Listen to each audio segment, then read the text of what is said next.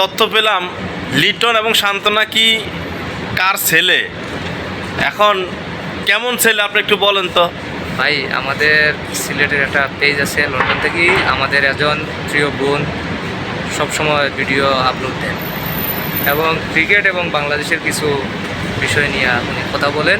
আচ্ছা, যেটা আজকে শান্ত এবং সৌম্য সরকারকে নিয়ে কিছু কথা উনি বলছেন, আমার কাছে ভালোই লাগছে। হ্যাঁ, এবং আমাদের পাপন ভাই সম্পর্কে কিছু কথা বলছেন আচ্ছা, যে সৌম্য সরকার এবং শান্ত ভাইয়ের পারফরমেন্স নাই বর্তমানে।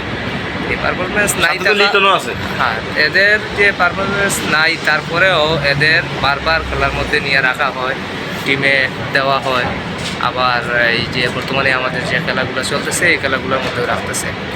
তো আমার সিলেটের বইনের সাথে আমিও সহমত, জানি না আপনারা কি সহমত কিনা, যে আমাদের পাপন ভাইয়ের ছেলে, ঠিক আছে, উনি ছেলে বলেই সম্বোধন করছে, ছেলে না হইলে তো আর এইখানে উঠানি হইতো না, অফার খেলা খেলতে পারে না। হ্যাঁ হ্যাঁ হ্যাঁ।